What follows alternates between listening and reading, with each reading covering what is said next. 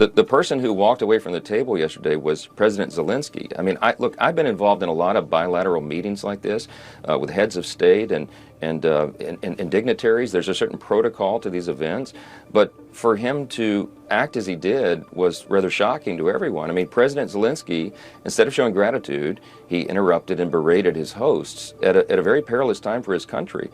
He should have been anxious, I think, to enter into this agreement. Think of it. The mineral rights agreement would be a win-win for both countries. It would give us an economic interest there, and everyone around the world knows that America will always defend our interest and our people. We would have created an economic partnership with Ukraine at a time when it needs to be re-emerging. And that would have been a great thing. And I don't understand why President Zelenskyy would not accept that gratefully.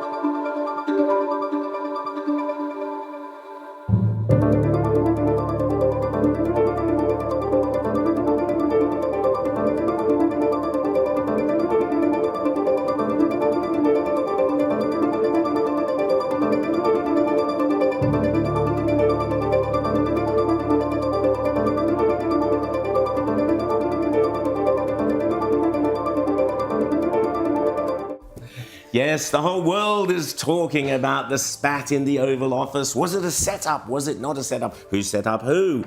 Was it Zelenskyy who set up the others? Was it Trump or Vance who set up Zelenskyy? Who knows? Rita and James, what did you make of it? What exciting television. Donald Trump was right about that, wasn't he? Indeed. Oh, it was exciting television, and I've been just as excited and appalled by some of the so-called analysis in the aftermath. Clear that most of those doing the analysing haven't even bothered to watch the full 53-minute interaction, because it wasn't just the last 5 or 7 minutes. And it wasn't just the 53 minutes, it's everything that has led up to that. And Annalise Nielsen just did a very good bit of analysis on Sky News, and it's one of the rare ones that you see from the Australian media, because it is such surface level, born so much out of ignorance. If you've been paying attention to US politics over the last 4 years, certainly the last 2 years, nothing that happened should surprise you. The US's position, Donald Trump's position on Ukraine, has been clear for years, and the polling in the States backs that up. The American people do not want to fund this war. Yep, that's now, right. you might say that's not morally correct. We don't agree with that position. That's fine, but that is their position. They don't want to pay for this war. They want Europe to pick up the slack But if this I think war you is hit a going to really good continue. point there, Reza. The point is that you can still support Zelenskyy from a moral point of view. Russia should not have invaded. Well, you of can talk course. about the whole background, and that's a separate thing. But James, you don't invade another country, so that's fine. Russia should not have invaded. But there's only two ways forward. Yeah. One way is you stop the war now, you draw a line, and you stop killing. The other way is one side has to win that war. Well, no one's going to defeat the Russians. You're just not going to do it. Maybe, you never know, in some fantasy novel you could. Alternatively, could the Russians defeat the Ukrainians? Probably. The reality is the war has to stop, and Zelenskyy was a fool not to take that moment, not to grab that moment and say, this is it, let's finish the war, James. This was an absolute disaster for Zelenskyy, and the evidence was the Ukrainian ambassador to the United States was face-palming during the press conference, because the whole conference, Zelensky's sitting there fidgeting. He wants to make a statement. This is Trump's press conference. Let Trump do his thing, but to try to argue your point, and J.D. Vance didn't provoke this. Zelenskyy provoked it by trying to argue the case in front of everybody. You do that behind closed doors. And it's interesting you say that, because it's almost like a microcosm of the war. Who provoked who? Who started Right. it? But Who said diplomacy they first? had- Who said this first? They Who said that had first? a deal that was being worked on that was enormously advantageous to Ukraine, and for some crazy reason, Zelenskyy decided to renegotiate it in front of the world's Yes. media in the White House, knowing the positions that Trump and Vance have on this entire issue.